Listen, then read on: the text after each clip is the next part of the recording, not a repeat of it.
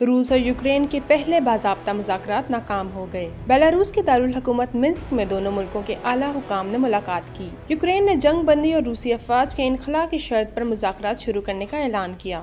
मुज़ाकरात में शामिल यूक्रेन के वज़ीर दिफा ओलेक्सी ने रूसी अफवाज के हमले रोकने और गैर मशरूत जंग बंदी का मुतालबा किया। फ्रीकेन के मुज़ाकरात कई घंटे जारी रहे, ताहम कोई ब्रेक थ्रू न हो सका। रूसी सदर व्लादिमीर पुतिन ने कहा कि दोनों मुल्क जल्द ही दोबारा मुज़ाकरात की मेज पर आ जाएंगे। यूक्रेन पर हमले के छठे रोज रूसी टैंकों और बख्तरबंद गाड़ियों का 40 मील तवील काफिला यूक्रेन के दारुल हुकूमत कैफ की जानिब रवां दवा है। यूक्रेन के दीगर शहरों पर रूसी हमलों में तेजी आ गई है। यूक्रेनी सदर व्लादिमीर ज़ेलेंस्की ने कहा, दुश्मन के लिए कैफ अहम हदफ है, लेकिन रूस अभी तक हमारा दिफाई निज़ाम तोड़ने में नाकाम है। रूसी फौज की नकलो हरकत में तेजी आ गई है। उधर रूसी फजाइया भी अभी तक कोई खास कामयाबी हासिल नहीं कर सकी है। आज रूस ने यूक्रेन के दूसरे बड़े शहर हार्किव पर शदीद बमबारी की और गवर्नर हाउस की इमारत को निशाना बनाया। अब तक इन हमलों में दर्जनों शहरियों की हलाकत की खबरें आ रही हैं।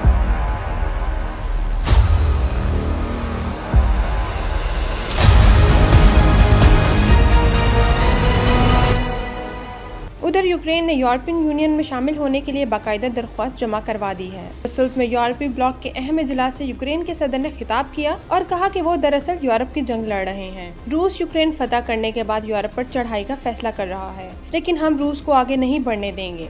उन्होंने यूरोपियन यूनियन से यूक्रेन को रुकनियत देने का मुतालबा करते हुए कहा कि अब पानी सर से गुजर चुका है। रूसी फौज मासूम शहरियों और बच्चों को भी निशाना बना रही है।